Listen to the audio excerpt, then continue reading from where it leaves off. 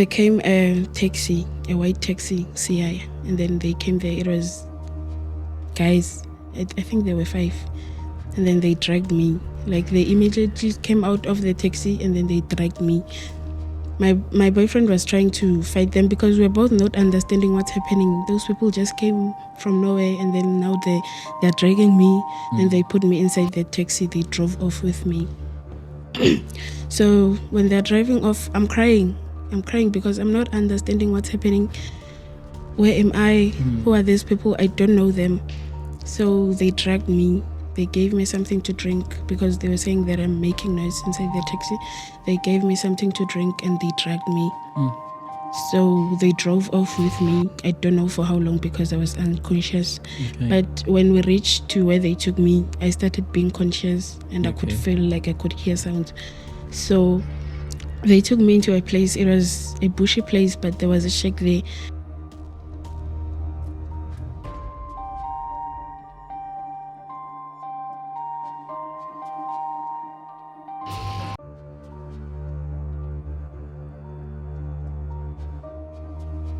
Hello and welcome back to the Hope Revolution podcast. My name is Mraro and I'm so grateful that you decided to join us once again right here at your favorite channel on YouTube.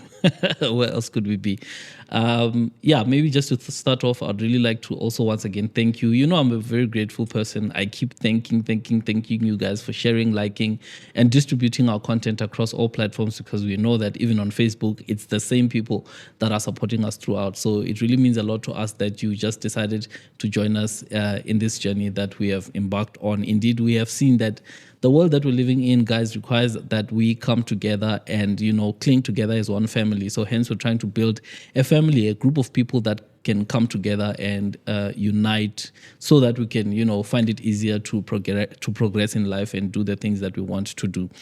Also, we also just want to send a shout out to everyone that has been able to come through and assist our guests where they need assistance. Anyone who's decided to just give a call, send a message, drop a comment in the comment section to just give encouragements to these people that come through to us to share their stories, because indeed they are pouring their hearts out so that you and I could learn something, so that you and I could come together and unite under one purpose. Once again, my name is Mraro and I'm happy to have you here. But for now, we've got a guest in studio who decided that she also wants to come through. She traveled all the way from where she came from and decided, no, this is a platform I want to associate with. I also want to tell my story. So without wasting time, let's jump right into today's episode and find out, Uguchi, what is going on.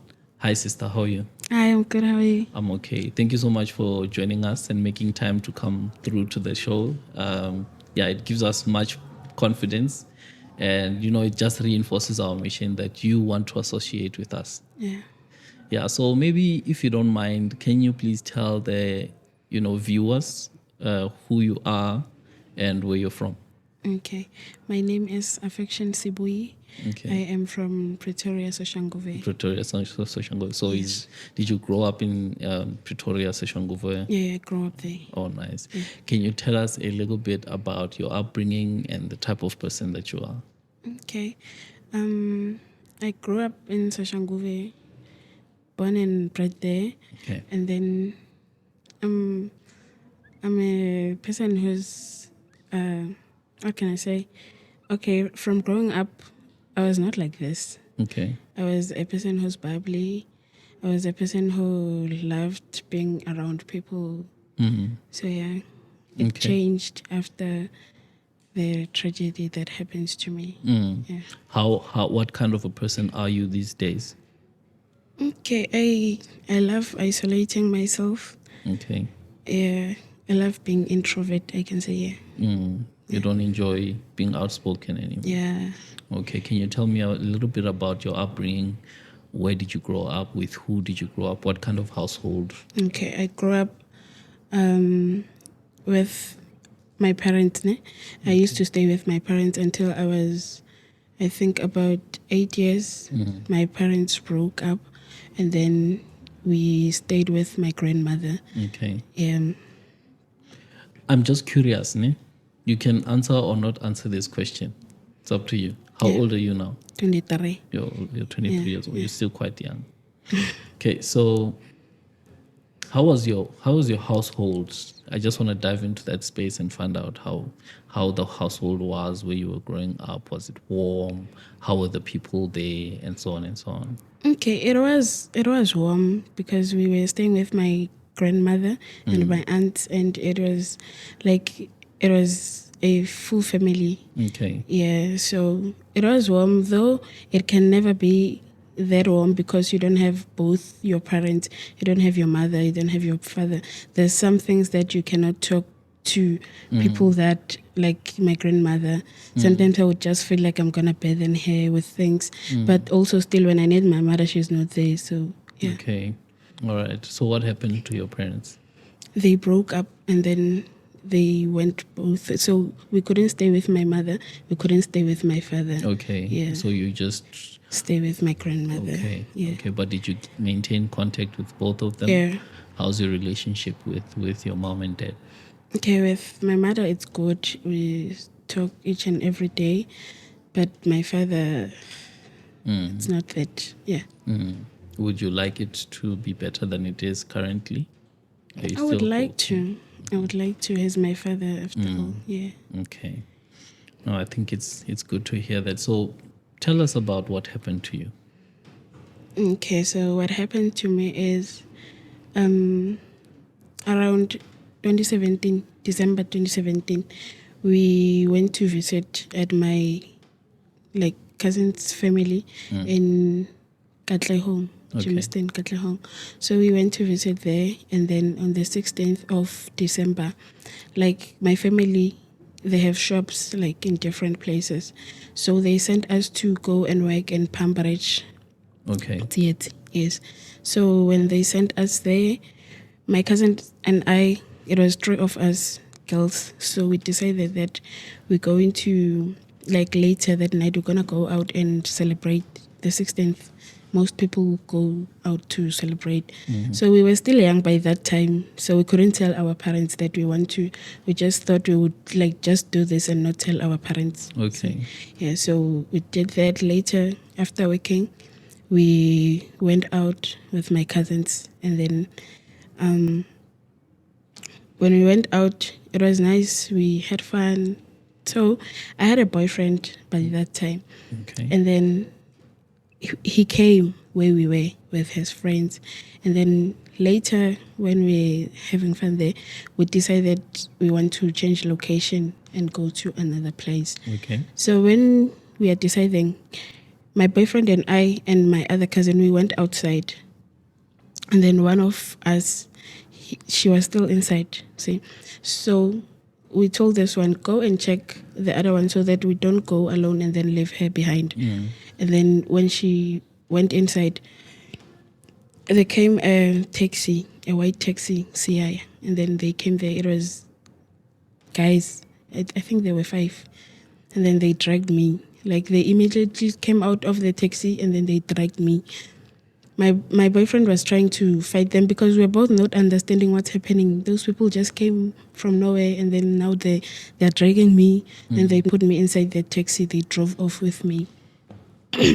So when they're driving off, I'm crying. I'm crying because I'm not understanding what's happening. Where am I? Who are these people? I don't know them. So they dragged me. They gave me something to drink because they were saying that I'm making noise inside the taxi. They gave me something to drink and they dragged me. So they drove off with me. I don't know for how long because I was unconscious. Okay. But when we reached to where they took me, I started being conscious and I could Okay. feel like I could hear sounds.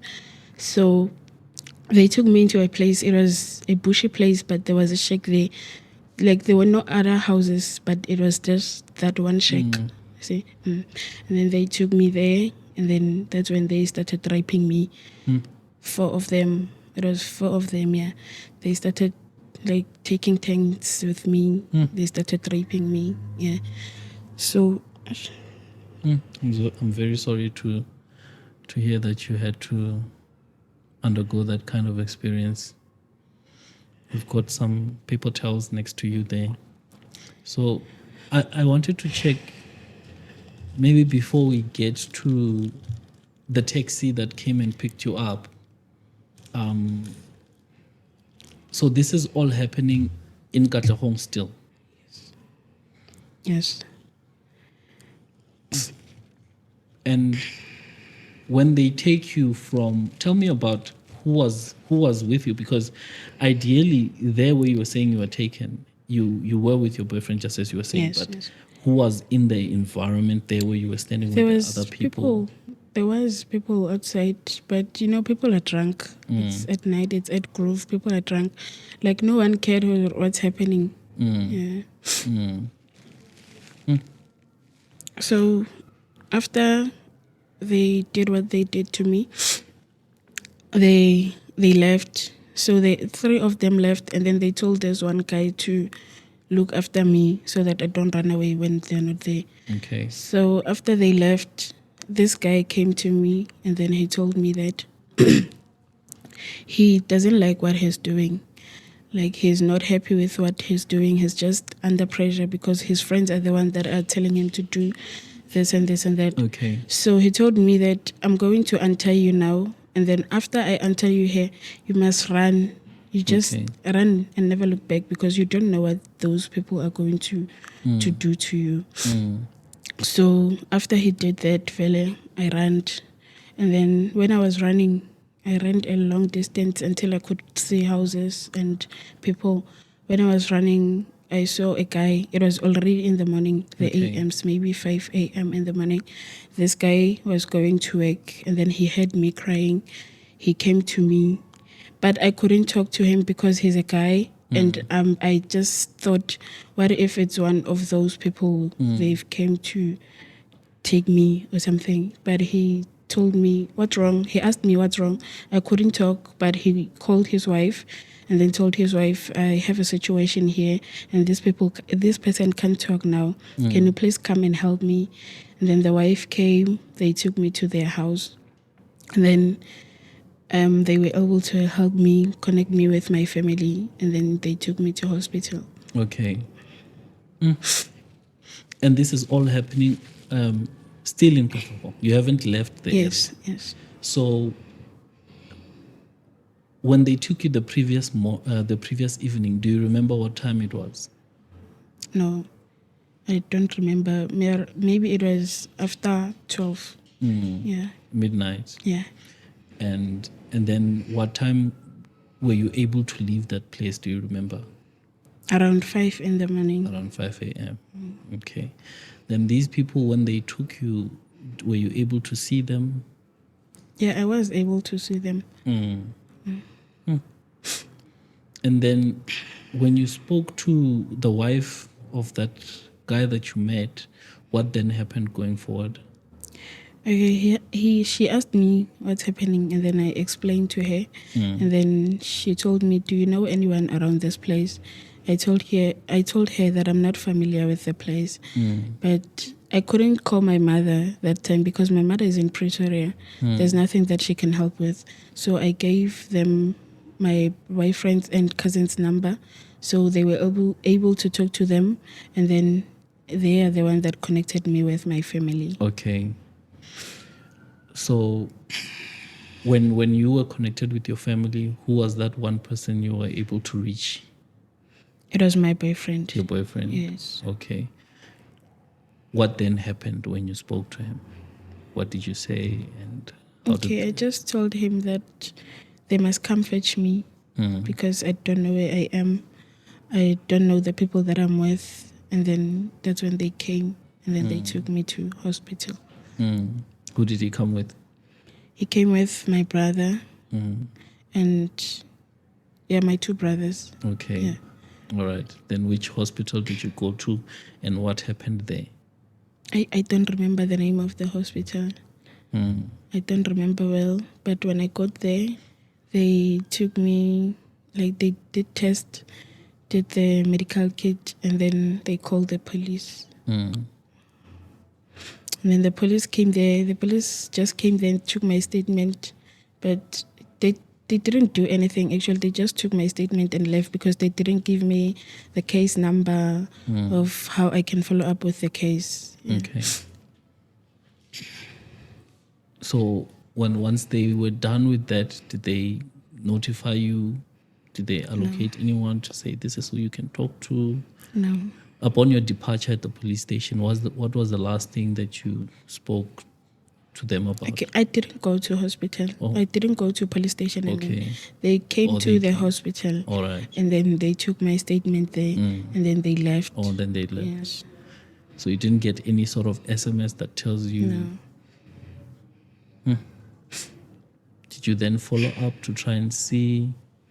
No, I didn't, because there I was visiting. So it came a time when I had to go back home. Okay. So I went home, and after that, life just went on. You just left it as is. Now, going back to your boyfriend and the people who were there when you disappeared, what happened after you left? After they took you? After you abducted? I wouldn't know because I was not there. But my boyfriend and cousins, they tried to follow. They said that they tried to follow the taxi, but they couldn't because they were not driving. See? Okay. Yes, but they went home immediately to notify them that this is what happened. So, upon them notifying the people at home what happened, do you know of what happened going forward after that? Because they go home and they tell the people at home is, hey, she was abducted. What then happened with the people at home? Do you know what happened? Know. You don't know. So at the moment when you are, so I'm just trying to get clarity in terms of the scenario and what's happening. That's why I'm asking these questions, so that I can broaden our perspective as people that are listening. When you are abducted there, see, now I lost my chain of thought. I wanted to check in on who is the responsible guardian? Who is this person that's responsible for you as you are there? Because I feel like those people are the ones that should have come in strong to say, so and such happened. Who was the elder that was there that got the report? When you were with abducted? The police. Yeah. So now the taxi takes you, then you are gone. Your boyfriend calls home. Who does he call at home? He called my aunt. Your aunt. I can say she's my aunt, yeah. Okay. All right. And what did your aunt do? Do you know? No, I don't. Because even after I came back, after they found me, my aunt was not there. It was my two brothers, and then they took me home. She was not there still because I think she was at work or something. She came back later. That's what I wanted to figure out, to say they then send the report home to say that you have been abducted. You are a young girl who still has a mother and father, even though they're not together. I'm trying to establish whether that report got to them to say that, hey, your child has been kidnapped. We don't know where she is. So when you saying now you came home and the fact that she had gone to work means it was business as usual. There was nothing wrong that was out of place. What was your conversation with your aunt upon returning home after she had received a report that you were abducted? Okay,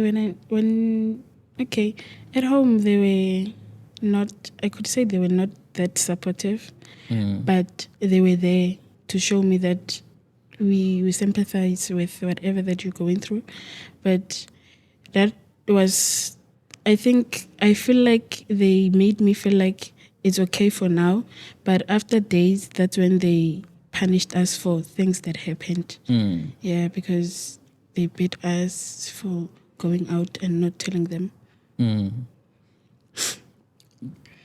In that sort of corrective measure, did they seek to find out what happened to you really, or who did what they did? No. So they basically just called you to order, and they didn't pursue this whole thing. Yes. Who were the elders that were applying the corrective action?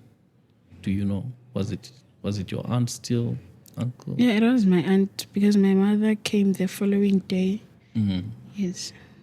So it was my aunt and my cousins, my older cousins. Mm. Now, your mom came Yes. the following day.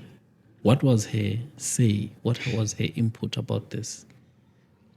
Okay, my mother, she was not fine emotionally because in the first place, my mother didn't want us to go and visit there. Okay. So we insisted because that is what we used to. We always go there. Whenever school closes, we go there. But this time, my mother didn't want us to go. So when she heard that something like this happened, she felt like maybe she felt or maybe something like this can happen. So why did you go? Like she was blaming us.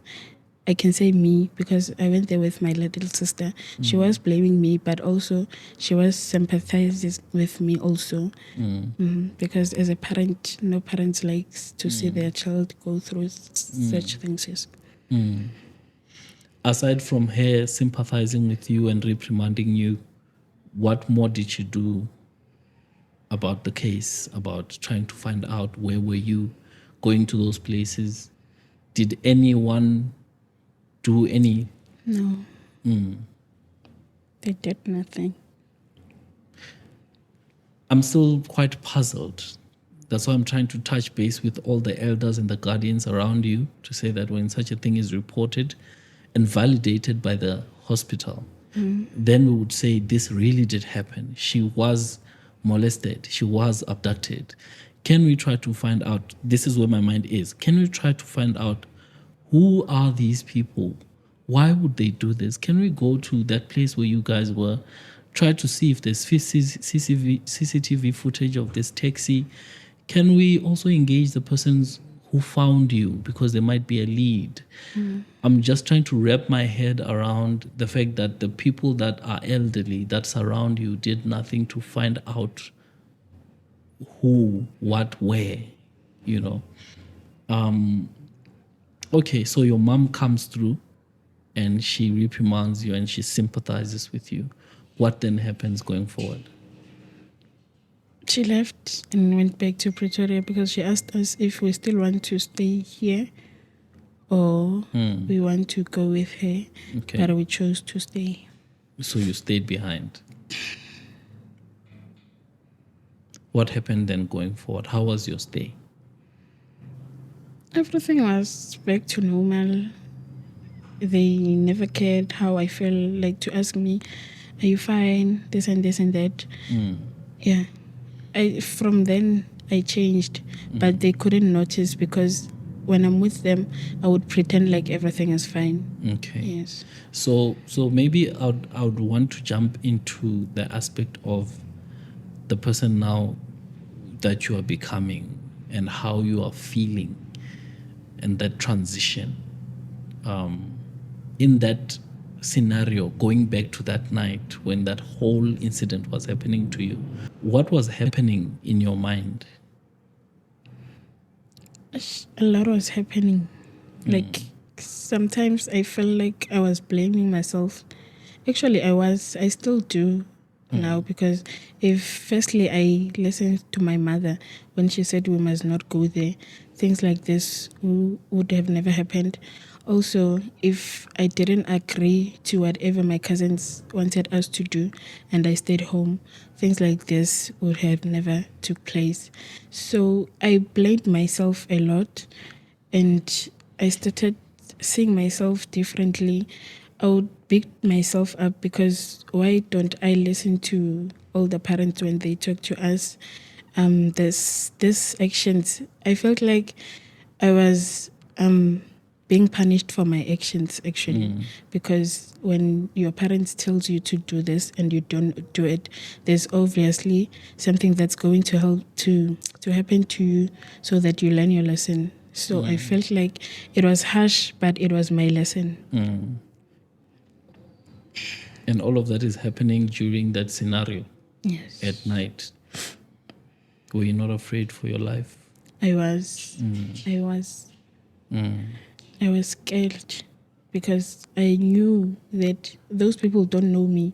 If you can take a person that you don't know and you take them to a place wherever that you take them and you rape them, what more can you do? It's just to kill them because you don't know them. Yeah. Now, I wanted to dive into, your feelings, how you were feeling when you got back home. What other, where did your mind go? I understand the blame, the self-blame and so on. But what was that transition? What happened to you emotionally and psychologically the moment you had been out of that scenario, gone back home and started to get back to life? What about you really changed? Okay, I can say my personality has changed. Though it didn't change that much because whenever I'm around people, I do try to blend in because I don't want like to people to feel sorry for me when I'm around them, because if I can be around people and then be like I want people to feel sorry for me, it's gonna be something else. But I did change. I used to be a bubbly person. I used to love laughing. Even my family knows, but now I'm not like that anymore. So at the moment, having said what you have said now, what would you say you are battling with? I'm battling with. There's a lot of things that I think of because I sometimes have what's this, flashbacks. Okay. I would sometimes have a breakdown and then I would break down and then I would just, maybe if I'm around my family and then I break down around them, I would just find something that I can blame. Or maybe I remember there was a funeral next door and then I started feeling like having that feeling. Then I started crying. They asked me, why are you crying? And I was like, I would look because Matomo saw Otloko, and they were all surprised. How can you feel sorry for a person that you're not used to? But I know whatever that I'm going through, but I cannot tell them because sometimes they're going to blame me for how can you cry for something that happened a long time ago. But to me, it still feels fresh. Every time I talk about it, it feels fresh. Do you find that every time you talk about it, they respond in that way? Yeah. Where they ask you, it's happened so long, why are you still there? Yeah. But now I feel like because how I came out is I posted on TikTok. Okay. There was this trend on TikTok. Where were you when this and this happened? So I posted and said, where were you when I was kidnapped and raped on this day? So when I posted, I got a lot of positive comments on people. They were telling me not to judge myself because I'm not alone. There's a lot of rape survivors out there, and a lot of them, some of them cannot go out like I did. So I got a positive response from people. Okay. Yes. So would you say that you got more support from people on social media than you did at home? Yes. And that is quite unfortunate. Yes. Have you ever then, my question would be, what sort of healing avenues have you explored to sort of try and repackage yourself? Have you explored that topic of self-healing? I've never. Up until now, you haven't undergone any sort of therapy? Okay, now after I went out, SABC reached out and then they sent me up to this psychology. So right now I'm going in the therapy. Okay, you're undergoing therapy with the psychologist. Yes. Okay, that's good. And is that helping you? How do you feel that is going? I don't know because I've just done the first session now. Okay. After that session, I did feel unburdened. Okay. I felt different, but I don't know. I'll see as it goes. Okay. Yes. But I'm glad that you've got, positive feedback from that specific experience. No, thank you so much. What do you think people around you could have done differently to help you? Okay, I feel like if they were there from the first day, if they tried to find out how I feel, if they tried to find out how am I coping with something like this, because even if they didn't believe that maybe I got raped, but they did see that I got kidnapped, and it's not nice being around people that you don't know, but they never asked me how did you cope after something like this happened to you. Like they just went on with their lives like nothing ever happened. Yes. So you would have preferred it if they'd actually attended to you Yes. and asked you how you're feeling. How I'm feeling. I'm very sorry that you had to go through that sort of scenario. I can't wish that for anyone. Yeah. It's not nice. Yeah. My one question would then be to say, have the other young people that you were with, do you think they grasped the risk of what you guys were doing? Do they still continue to do what they were doing when you were abducted? Is there any change in their character or behavior? There was no change. Because also still we did continue to do so even after what happened. So I don't feel like we changed, or I couldn't say we because I'm with my cousins, and when they say let's go, I don't want them to feel like now I'm making myself better because something like this happened to me. You see, so they would say let's go, and I would feel like not going, but I would go still because it's my cousin. They want us all to go, and why am I still? I'm staying alone. See, so we would still go out. Yeah. So the scenario, the root cause of the incident, which had to do with you guys being unsupervised in a place that has no oversight of any elder, where you guys were free enough to decide to do whatever it is that you wanted to do, that environment is still the same. So there's nothing that's changed about that. Yeah. You guys can still go unattended, unreported. You could still go anywhere you want without anyone noticing anything. Yeah. So that's still the same. Yeah. And even if it's not at the same time, but as years, months went on, you went back to normal. Yeah. So this could still happen Yeah. again to any of you. Yes. And there are no controls that have been put in place to say, hey guys, you guys stop doing 1, 2, 3, 4, 5. We're gonna monitor and make sure that you guys are not doing. So you're actually back to square one. That's what you're saying. Coming to you, why do you still do the same thing you did that got you to where you were? I understand that you're talking about peer pressure. Is there no element of fear in you? There was. So when But your I cousins was say, still young. So I felt like I can just do anything because if it happened, it happened. Even if it happens again, it's fine. It can happen. Like I was young and I felt like I need to be there to see whatever that other kids see. So I need to also go out there and explore. Whatever happens. So you've got a formal kind of situation where you've got the fear of missing out on what other people are enjoying. How old were you when this happened? 15. And you are 23 now? Yes. So it's been over what? 7 years. 7 years. 7 to 8 years. Do you still go out? Yeah. The same scenario? I still go out, but now I go out knowing that I'm safe and I have I'm around the right people. Mostly when I go out now, I go out with my family. Yeah, like people that are older than me. So I feel like now when I go out, I'm safe. I have money can return back home. Whenever I feel like I don't want to be here anymore, I can just request or call anyone to come and fetch me, then go home. Yeah. Yeah.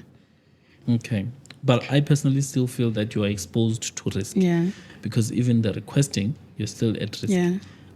Even the people you're depending on get intoxicated and they probably start having fun and they, might forget. Something Because might if you happen. look at the amount of time it took for them to take you, it's a very, very short window of time where anything could have happened to you. So I still feel like you're still exposed to a lot of risk regardless of the circumstances and the age. I mean, there are people that are older than you that have endured much worse than what you went through. And I'm not saying what you went through is not bad. I'm just saying that it could still happen again. If someone were to try and help you in your scenario, in your situation, how would they do that? How would you want people to, help you with your situation? Okay. Okay. I think like the thing I needed was to get therapy to can be able to talk, because since that thing happened, I never talked about it. No one knew like that this and this happened, what happened, like the details of what happened to me. No one knew that. They just knew that I was kidnapped and then they got me and then I went to hospital. That's what they knew. They didn't ask me, Hori, what did they do to you? What did they, like, things like that. So what I needed was to talk about it so that I can at least feel less pain inside me, because I would see everything happening straight, even without not sleeping. I would see everything happening. So now that at least I've talked about it and I've let it all out, I feel like I'm feeling much better. You're feeling much better. No, thank you so much for sharing. And I'm happy when you say that people actually came to counsel you on social media. And they would tell you that there are people who have endured what you went through and they are still alive and they're still continuing with life. And I'm happy now that you're taking steps forward in order to sort of repackage and heal and get better, because you still recognize that there's, life coming. I wanted to find out to say, were you studying at the time? Because I remember that secondary school age, I was right? still at school. Well, what grade were you doing? Grade 9. Grade 9. Yes. How did that affect your studies? It did affect me a lot. My marks did drop because now the following, when they rate me, it was grade 9, right? But the following year I was going to grade 10. So I failed grade 10. Okay. I repeated it because I couldn't concentrate in class. Sometimes when I have to read, I would like be crying, breaking down, things like that. Yeah. Okay. But did you eventually finish school? Yeah. Okay. No, I think God is great in that regard. Yeah.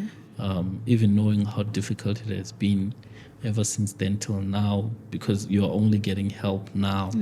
So there are people who have gone through the same, but they've never gotten help till now. Yes. So I'm very grateful that at least at this point where you are now, you are at least going through the cycle of healing.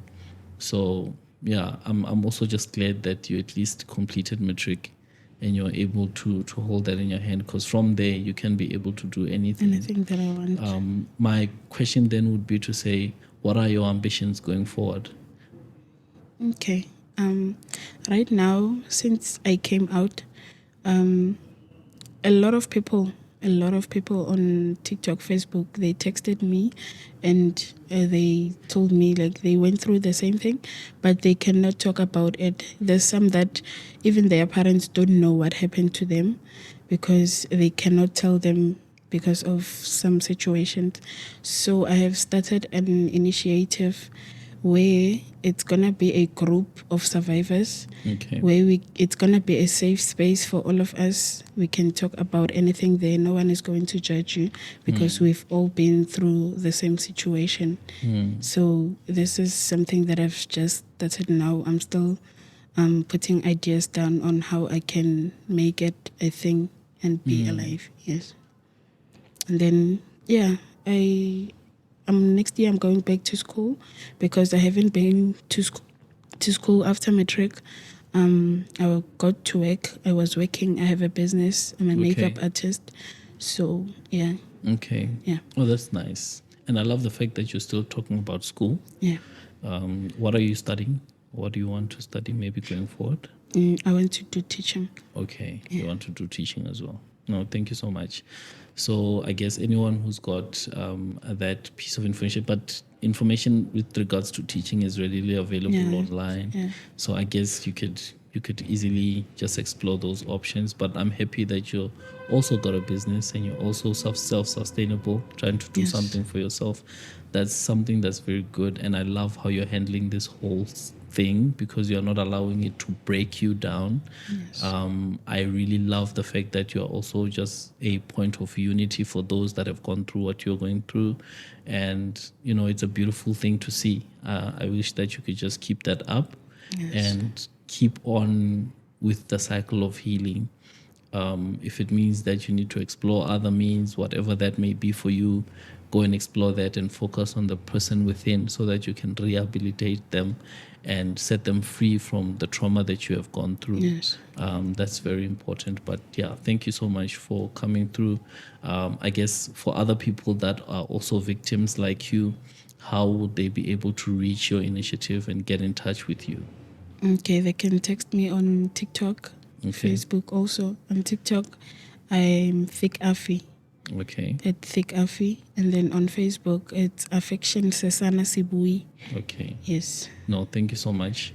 We really appreciate you taking the time out to come through. I personally have learned so much from your story. Even though I had so many gaps, there's so many lessons learned from these few minutes that you and I have been talking. I feel like there's a lot of things that we as parents still need to learn about parenting. Yes. Because at that point in time, you guys are quite vulnerable in those ages and you require a lot of attention. But thank you so much for coming through to share your story. Thank you so much for listening also. Thank you. I think, family, what we can deduce from this story is that a lot of us need to, step it up in terms of being guardians, in terms of being parents, in terms of being people that oversee this younger generation, because I feel that, yes, there are mistakes that she would have done. There are certain things that she could have done better. We totally agree and admit that. But I also feel on the parents' part, there was a lot of things that they could have done to try and sort of show her that she matters, because we're not trying to say find the culprits, but we're just trying to say show her that she's prioritized, that she's cared for, that you are present in her life. Try and find out who were you with, where did you go, let's try and follow up on that case, even though we know at times it might not be attended. But just allocating that sort of sensitivity to our children is something that is extremely important. If you are a parent, God has blessed you with a life, and that life looks up to you every day. And it's your responsibility to make sure that you guide this life to where it needs to go. It is indeed going somewhere. We don't know where. Until such time as this life is able to make its own decisions as an adult, we will decide for this life. We will come in and make sure that we play the role that we need to play to make sure that this child becomes the person that she is meant to be, meaning that we will protect all the elements that are trying to filter in and harm this child. Would actually drive this ship and make sure that it at least is able to, sustain itself before it can make its own decisions. Family, thank you so much for coming through. She did indicate that she's also got her own initiative. She's doing something on the side where she's trying to support other people that also don't get the support that she needs. So if you want to link up with her, she already indicated that she is Thick Alfie on Instagram, on TikTok. And I think if you reach her there, she's most available. She did also share her handle for Facebook, but you can play that back and see how to reach her as well. But thank you so much for tuning in, family. This was a big lesson to even me as a parent, to say that it's very important for us to apply an advanced level of sensitivity to the children. Your children cannot go unsupervised. This is where, the tigers and the lions of this world come in to, sort of grab them and treat them them as prey, because they can see that your children are unattended, they are not cared for, they are not supervised, they are not, checked from time to time, because they are able to make the decisions, go where they want, do what they want without any supervision. So thank you so much for watching, guys. Really like the fact that you are supporting us and pushing us forward. And yeah, keep up the likes, keep up the shares, keep up the the whatever it is that you guys are doing, the subscriptions and ringing those notification bells. We really love what you guys are doing. We love you as well. Remember, this is the Hope Revolution, because you are the revolution. Whatever you learn from here must revolutionize your perspective about life. Thank you so much, family. From me, Muraro, and the Hope Revolution team in studio. We'll check you on the next one. It's cheers for now.